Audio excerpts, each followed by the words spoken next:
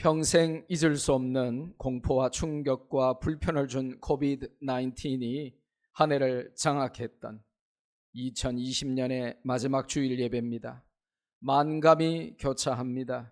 하지만 그 고난 중에도 우리의 생명과 건강을 지켜주셔서 우리 교회와 학교와 성도들의 가정을 안전하게 보호하신 하나님의 은혜와 사랑에 감사를 드립니다.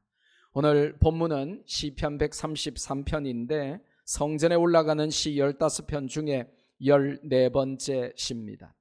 본문은 교회의 연합이 얼마나 아름다운지를 노래하며 하나된 교회가 감당해야 될 사명도 알려줍니다. 말씀을 경청하여 은혜 받고 예배 중에 하나님의 만지심과 치유하심과 회복시키심을 누리는 시간 되기를 주 예수 그리스도의 이름으로 축복합니다. 첫째로 본문은 연합의 신비를 다룹니다. 교회 안에서 우리는 서로를 향해 사장님, 박사님, 교수님, 의사 선생님 그렇게 부르지 않고 형제, 자매라고 부릅니다. 세상과 교회의 직분 다 내려놓고 우리는 모두 교회 안에서 형제, 자매입니다. 그런데 곰곰이 생각해 보면 참 이상합니다. 피도 안 섞이고 성도 다른데 어떻게 우리가 형제, 자매가 될 수가 있단 말입니까? 그것이 미스터리, 신비입니다. 예수님 안에서 우리는 하나가 되었습니다. 하나님을 향해 함께 아버지로 부르는 형제, 자매가 된 것입니다. 예수님의 피로 하나가 되어서 십자가 안에서 연합한 것입니다. 다양한 개성과 배경을 가진 부스러기 조각들이 모여서 영롱하고 찬란한 하나의 보석이 된 것이죠.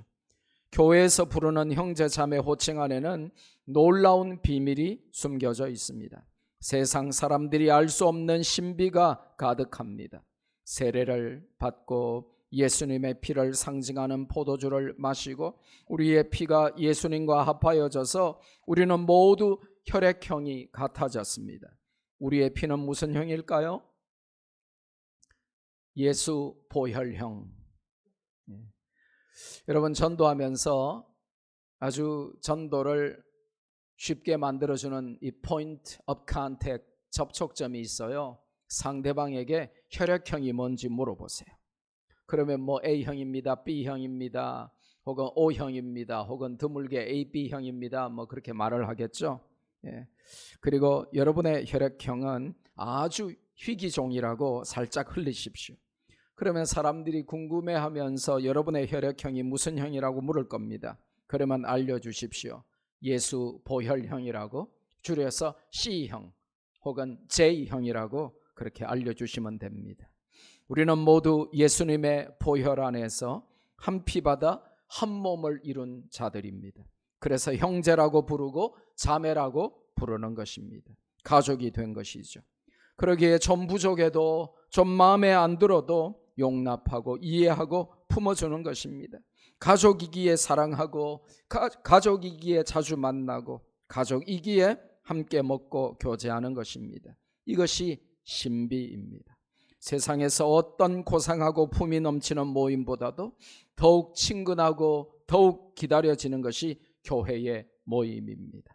믿음이 없는 자들에게는 교회 모임이 어색하고 불편합니다. 그래서 빨리 도망갑니다. 예배 마치고 축도하기 무섭게 사라집니다. 교회에서 밥도 거의 먹기 싫습니다. 믿음이 없어서 그래요. 세상 모임을 찾아 여기저기 기웃거리죠. 그러나 어느 순간에 믿음이 들어가면 교회 모임은 가족 모임처럼 기다려지고 편안하며 행복한 것입니다. 그래서 오늘 시편 133편 1절은 행복의 겨운 찬양으로 시작합니다. 보라, 형제가 연합하여 동거함이 어찌 그리 선하고 아름다운고. 우리가 하나가 되어 형제 자매가 되고 함께 하나님의 영광을 위해 동력하는 믿음의 공동체를 이루어가는 것이 하나님 보시기에 그리고 사람들이 보기에도 너무나 선하고 아름다운 것입니다. 교회 안에서 우리가 잘나봐야 그게 그거고 못나봐야 또 그게 그겁니다. 교만할 이유도 비굴할 필요도 없습니다. 교회 안에서 남들과 비교하지 마십시오. 내 자녀를 남의 자녀와 비교하지도 말고 내 배우자를 남의 배우자와 비교하지도 마십시오. 나를 다른 사람과 처지를 비교하지도 마십시오. 사람끼리 비교하는 건 하나님 보시기에 도토리 키재기 50보 100보 피차 일반 대동소이입니다. 세상은 참 하나가 되기에 힘듭니다. 우파들이 자유민주주의를 숭상하면서도 바른 인생 가치 철학을 가지면서도 자유민주 우파들이 힘을 못 쓰는 이유가 뭡니까? 분열 때문입니다. 독재 정권이, 공산 정권이 교회를 만만하게 보고 교회를 무시하는 이유가 뭡니까? 하나가 안 되기 때문입니다. 장로 교단만 자그마치 200개가 넘습니다. 교회는 하나됨으로 세상과 다름을 보여줘야 합니다. 전혀 다른 사람들이 모였으나 복음 안에서 예수님의 보혈 안에서 그 피로 하나가 되었음을 증명해야 하는 곳이 바로 교회입니다. 하나된 교회가 거룩한 교회요, 하나된 교회만이 능력 있는 교회입니다. 하나 될 때 거룩함도 나오고 하나 될 때 능력도 나오기 때문입니다. 마귀는 그것을 극도로 싫어합니다. 그래서 성령 충만하여 깨어있지 않으면 마귀의 분열하는 도구로 발탁되어 교회의 하나됨을 해치며 살기 쉽습니다. 미움과 시기와 질투와 분노와 비교하는 마음을 심어주는 마귀로 인해서 교회의 하나됨이 쉽게 상처 입습니다. 우리는 기도하며 성령 충만하여 하나가 되어야 합니다. 하나됨을 방해하는 나의 교만과 성격과 기질과 자존심과 무례함과 어리석음을 절제하고 내려놓아야 합니다. 근데 우리 개개인은 잘 몰라요. 나의 어떤 부분이 교회의 하나됨을 해치는지 말이죠.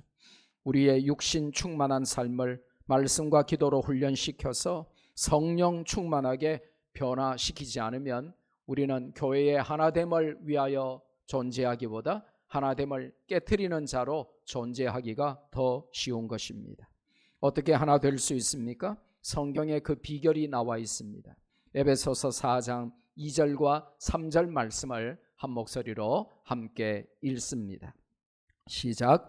모든 겸손과 온유로 하고 오래 참음으로 사랑 가운데서 서로 용납하고 평안에 매는 줄로 성령이 하나 되게 하신 것을 힘써 지키라. 아멘.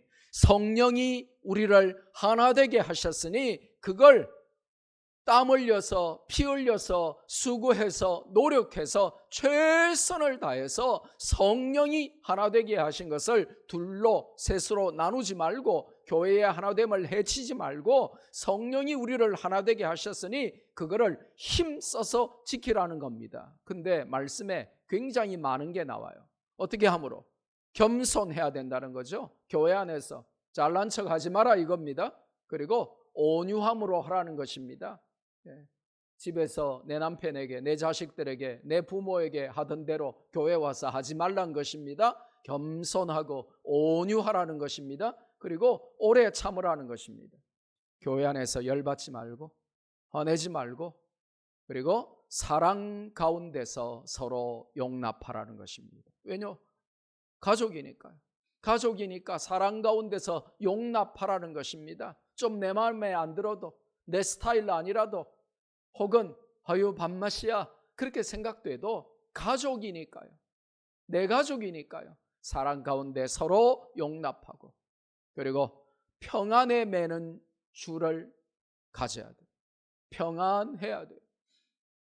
말 한마디로 사람과 부서와 공동체의 하나됨을 깨는 분들이 있죠. 썰렁하신 분들이 있잖아요. 열 잘 받고 화 잘 내고 분노 잘하는 분들이 있잖아요. 하나님도 목사도 성도도 필요 없어. 나는 하고 싶은 말 다 해야 돼. 이런 말이 있잖아요. 그런 분들 큰일 납니다. 교회 안에 와서 내 하고 싶은 대로 다 하면 큰일 나요. 그래서 모든 겸손과 온유로 하고 오래 참음으로 사랑 가운데서 서로 용납하고 평안에 매는 줄로 성령이 하나 되게 하신 것을 힘써서 지킬 의무가 성도에게 있다는 것입니다. 그렇게 우리는 오늘 본문을 통하여 우리에게 연합이 하나님이 우리를 형제 자매로 불러주신 놀라운 신비다 하는 것을 알려주십니다. 두 번째로 시편 133편이 교훈하시는 두 번째 교훈은 교회에서 받는 축복과 은혜에 관한 것입니다. 하나님은 교회를 축복과 은혜를 받는 곳으로 정하셨습니다. 하나님이 마트를 혹은 서점을 혹은 식당을 혹은 카페를 은혜와 축복을 받는 곳으로 정하지 아니하시고 하나님이 교회를 하나님의 은혜와 축복을 받는 곳으로 정하셨답니다. 물론 우주적 하나님은 어디에나 계시고 우리의 삶이 교회 안에만 머무르는 것은 아니지만 성도의 삶은 교회 중심으로 은혜 받는 축복받는 중심으로 돌아가야 되기 때문에 그렇게 하신 것입니다. 하나님 중심으로 사는 것의 상징적인 삶이 교회 중심이기 때문에 그렇습니다. 하나님은 어디서나 예배를 받으시지만 성도들이 하나님 언약 백성으로 함께 모여서 예배를 드리는 공동체로서의 교회의 필요성은 말로 설명이 불가능할 정도로 중요합니다. 성도의 삶의 중심은 교회입니다. 그러니까 여러분 인사를 잘해야 돼요. 헤어질 때 어떻게 해야 인사하고 헤어져야 되냐? 집에 잠깐 다녀오겠습니다 하고 헤어져야 되는 겁니다. 왜냐? 그 말의 뉘앙스는 뭐예요? 의미는 뭐예요? 집에 잠깐 다녀오겠습니다. 이 말은 뭐예요? 내 중심은 어디다? 교회라는 거예요. 학교 잠깐 다녀오겠습니다. 혹은 직장 잠깐 다녀오겠습니다. 곧 교회에서 또 만나요. 이렇게 인사를 해야 됩니다. 이게 참 중요한 거예요. 교회가 내 삶의 중심이라는 것이죠. 이게 하루아침에 되는 것은 아니지만 이런 정신으로 살아야 된다는 것입니다. 나의 못난 모습을 내놓고 함께 눈물을 흘리며 기도를 부탁할 수 있는 유일한 곳이 교회입니다. 나의 허물을 약점으로 간직하거나 나중에 등을 찌르지 않는 곳이 유일한 곳이 교회입니다. 다른 사람 아무리 믿는 사람이라도 내 약점 말하니까요, 나중에 그게 비난으로 허물로 내 등에 꽂히는 칼로 돌아올 때가 얼마나 많던가요? 내가 망하거나 아프거나 어떤 일이 닥쳐도 내 편 되어서 나를 위해 기도해 주는 유일한 곳이 교회입니다. 세상에 사랑이 다 사라지고 사랑이 메말라도 오직 교회만이 사랑이 풍성하고 흡조하게 넘치는 곳이기 때문에 그렇습니다. 본문에는 2절과 3절에 하나된 교회를 통한 우리가 받을 축복과 은혜를 설명하고 있습니다. 먼저 2절에 보니까 대제사장 아론의 임직식 모습이 등장합니다. 대제사장의 머리에 붓는 기름은 모략과 계피와 창포와 육개와 올리브 등의 5종류 최고의 기름으로 만들며 아무나 만들지도 못했고 함부로 쓸 수도 없게 성경에 기록이 되어 있습니다. 출애굽기 30장에 자세히 나옵니다. 이 기름은 대제사장의 임직식에만 사용되는 보배로운 기름이었습니다. 아무나 만들 수도 없고 또 제사장 아닌 다른 사람에게 이 기름을 부으면 저주받아서 땅에서 백성 중에서 끊쳐지게 죽도록 그렇게 명령하셨습니다. 출애굽기 30장 22절부터 33절까지 자세히 나옵니다. 그 보배로운 기름, 일반인들은 평생 보지도 듣지도 못한 존귀하고 값비싸고 향기로운 기름이 대제사장 아론의 머리에서 수염을 거쳐 옥기새까지 흐름같이 하나님의 복과 은혜가 교회를 통해 하나 된 성도들에게 임한다 하는 것이 오늘 본문의 메시지입니다. 무슨 말입니까? 형제 자매가 하나가 되어서 하나님을 섬기는 믿음의 공동체 안에서 서로 사랑할 때에 놀랍고 신기하며 듣지도 보지도 못한 하나님의 은혜와 복이 우리 가운데 임한다는 것입니다. 교회를 그냥 다니지만 말고 하나 되기에 힘쓰며 멤버십을 누리며 다니셔야만 합니다. 그러려면 남녀 전도회나 청년 대학부나 학생회 등 자기가 속한 모임에 애착을 가지고 즐겁게 참여해야 됩니다. 오라 오라 해서 마지못해 오지 말고 엄마가 청년부 안 가나, 대학부 안 가나, 중고등부 안 가나 해가지고 마지못해 짜증내면서 가지 말고 자발적으로 의지를 가지고 내 속한 부서에 하나 되기를 갈망하는 마음으로 내가 먼저 앞장서서 나아가야 하는 것입니다. 교회 밴드에도 자주 들어와 보고 교회 카톡에도 댓글을 달거나 글을 올리면서 말씀과 찬양과 은혜를 나누어야 합니다. 늘 눈팅만 하면서 남이 올린 거 보기만 하면서 아니 그래도 좀 낫죠. 들어오지도 않고 교회가 어떻게 돌아가는지도 모르고 남이 무슨 글을 올렸는지도 모르고 변명하기를 내가 얼마나 바쁜데 내가 여기 들어올 정신이 어디 있어? 시간이 어디 있어? 그게 바로 교회 중심으로 안 사는 증거가 되는 것입니다. 내가 아무리 바쁘고 피곤해도 내 봐야 할 거는 다 봅니다. TV도 보고 유튜브도 보고 만날 사람 만나고 전화할 사람 전화하고 먹을 거 먹고 다 합니다. 그런데 교회 모임에만 관심이 없죠. 그러면서 하나님을 사랑한답니다. 하나님을 사랑하면 반드시 교회를 사랑해야 됩니다. 그래서 종교개혁자들은 이런 말을 했어요. 교회를 어머니처럼 사랑하지 못하는 사람은 하나님을 아버지처럼 사랑할 수가 없다. 교회를 사랑 안 하는 그게 하나님을 사랑 안 하는 증거다라고 알려주고 있는 것입니다. 하나님은 그 거룩함과 간절함과 하나 되기에 힘쓰는 열심에 은혜를 부어주십니다. 세상에 바쁘고 세속에 물들어서 교회나 교회의 모임을 등한시한다면 은혜와 축복과는 거리가 먼 삶을 사는 것입니다. 내 인생의 보배로운 기름 같은 은혜와 축복이 교회를 통해서 나에게 부어짐을 명심하시기를 바랍니다. 그래서 교회가 잘 되고 교회가 평안하면 내 사업도 내 건강도 내 가정도 잘 되고 평안합니다. 교회를 통하여 모든 복이 나에게 흘러온다라고 성경은 알려주십니다. 명심하십시오. 교회는 모든 축복의 통로입니다.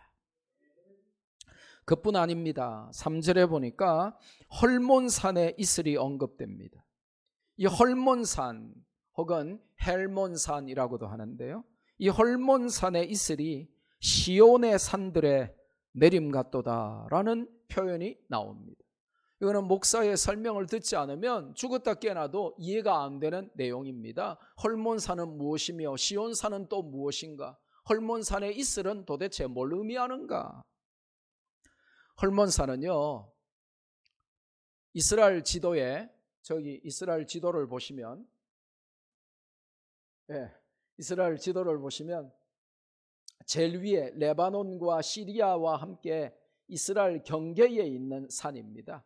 저게 그냥 산이 아니고 단순한 산이 아니에요. 산맥입니다. 한 30km 정도 뻗쳐 있어요. 그래서 저 노란색 이스라엘 지도 제일 위에 오른쪽은 시리아, 왼쪽은 레바논하고 겹쳐져 있는 저 산이 바로 헤르몬산, 헐몬산이 되겠습니다. 근데 높이는 얼마 정도냐? 전부 정확한 높이를 각각 몇 미터씩 다르게 하고 있는데 한 2800m 정도 돼요. 그러니까 2744m 되는 우리 백두산하고 거의 비슷한 크기다 이렇게 아시면 됩니다. 그러니까 백두산 크기의 이 헐몬산이 단순히 산봉우리 하나만 있는 게 아니라 산맥으로 한 30km 정도 이스라엘과 레바논과 시리아의 세 나라의 국경을 맞대는 만년설이 뒤덮인, 저 사진에 보니까요, 만년설로 뒤덮여 있죠. 그래서 이스라엘에 유일하게 저 이스라엘에 스키장이 있어요. 어디에 있을까요? 헐몬산에 스키장이 있습니다.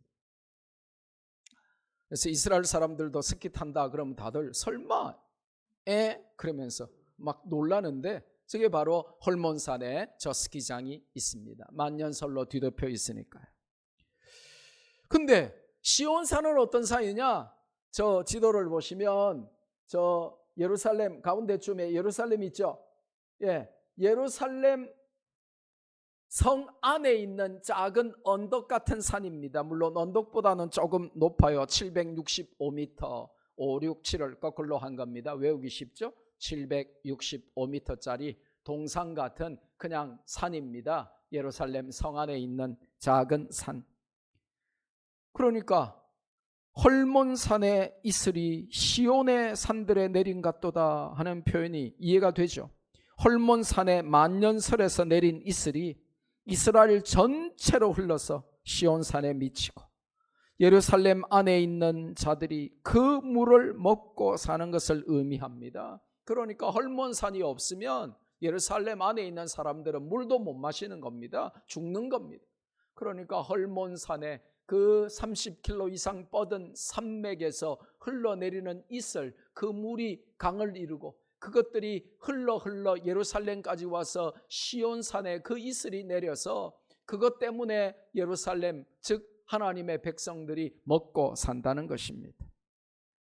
무슨 말입니까? 하나님의 은혜가 헐몬산에서 시온산으로 흐르는 이슬처럼 풍성하고 흡족하게 교회 안으로 성도 개개인에게로 임한다는 것이죠. 우리 교회는 비록 시온산처럼 부족하고 연약할지라도 하나님의 은혜와 복은 측량할 수 없는 헐몬산처럼 높고 크시기에 우리가 생각할 수 없는 위대하고 신비로운 은혜와 복을 주실 수 있다는 것입니다. 나 자신을 죽이고 내 기질도 내 성격도 죽이고 나의 교만도 자존심도 내려놓고 하나가 되어서 언약 공동체를 이루어가는 말씀교회 성도 개개인에게 헐몬산에 있으리 시온산에 내림 같은 하나님의 은혜와 복이 우리 교회를 통하여 여러분에게 임하게 되기를 주 예수 그리스도의 이름으로 축복합니다. 마지막으로 본문인 시편 133편은 하나된 교회의 사명이 무엇인지 우리에게 알려줍니다.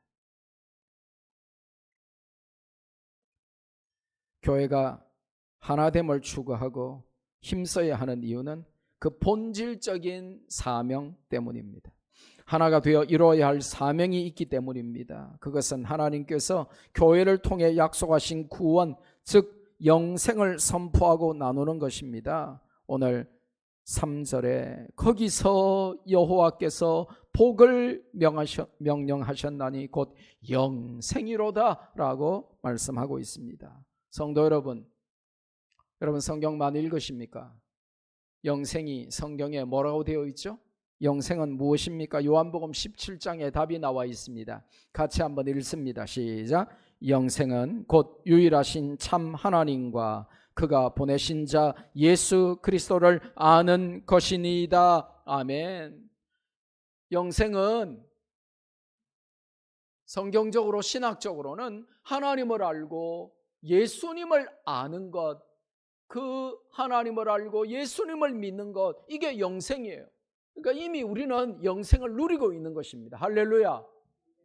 그런데 또 하나의 영생은 이 땅에서의 삶이 끝나면 우리는 천국에서 영원히, 예수님을 믿지 않고 하나님을 모르는 자는 영생을 모르기 때문에 지옥에서 영원히, 그렇게 우리가 믿는 자로서 천국에서 영원히 왕노릇하며 살게 되는 그것이 또한 영생입니다. 그래서 영생은 하나님을 알고 예수님을 믿는 것이 영생이다 라고 성경은 정확히 설명합니다. 영생이 하나님과 예수 그리스도를 아는 것인데 세상 사람들은 그렇다면 영생을 모르죠. 영생을 아는 방법은 하나님의 아들을 믿는 것인데 세상 사람들은 하나님의 아들 예수님을 무시하죠. 그래서 우리는 세상 사람들에게 영생을 선포하기 위해서 예수님을 전해야만 한다 하는 하나된 교회에 주어진 사명이 오늘 영광스럽게 선포되고 있는 것입니다. 교회만 다니지 말고 여러분만 영생을 소유하지 말고 그 영생을 말하라 이겁니다. 영생을 전하라 이겁니다. 요한복음 3장 36절 정말 중요한 말씀이 나오는데 함께 읽습니다. 아들을 믿는 자에게는 영생이 있고 아들에게 순종하지 아니하는 자는 영생을 보지 못하고 도리어 하나님의 진노가 그 위에 머물러 있느니라. 영생이냐 진노이냐? 예수님이 있으면 영생이 있고 예수님이 없으면 진노가 있는데 영생이냐 진노냐? 그게 교회의 손에 달려 있다는 것입니다. 그래서 교회는 하나가 되어서 힘을 얻어서 능력을 얻어서 사랑을 얻어서 하나된 교회가 이 영생이냐 진노냐를 결정하기 때문에 하나된 교회는 영생을 선포할 사명이 있다는 것입니다. 지옥으로 달려가는 사람들을 천국으로 인도해야 될 책임이 교회된 우리 하나된 교회에 있다는 것이죠. 우리는 교회 와서 하나님께 예배 드리는데 세상 사람들은 헛된 귀신을 섬기고 있습니다. 하나님을 모르고 구세주 예수님을 몰라서 영생을 얻지 못하고 지옥으로 갑니다. 하나된 교회의 사명은 영생을 나누는 것이라고 성경이 분명히 알려줍니다. 하나된 교회의 사명은 복음을 전하는 것이고 사람들을 하나님께 예배 드리는 자리로 인도하는 것임을 우리는 배워야 합니다. 그리고 그들이 예배자로 동시에 전도자로 자라도록 하나가 되고 형제 자매가 되어주는 것입니다. 그 일 잘 하라고 많고 많은 교회 중에 말씀교회를 세워주신 것입니다. 설교를 맺습니다. 주님 안에서 하나가 된 신비한 연합의 비밀을 깨닫고 하나 되기에 더욱 힘쓰는 교회가 되기를 바랍니다. 하나님께서 복과 은혜를 약속하신 교회를 중심으로 교회를 통해서 하나가 되시기를 바랍니다. 그리고 하나된 교회의 본질적 사명인 영생 나누기에 최선을 다해서 예배자이면서 동시에 전도자의 삶을 사는 복된 말씀교회 성도들 되시기를 주 예수 그리스도의 이름으로 축복합니다.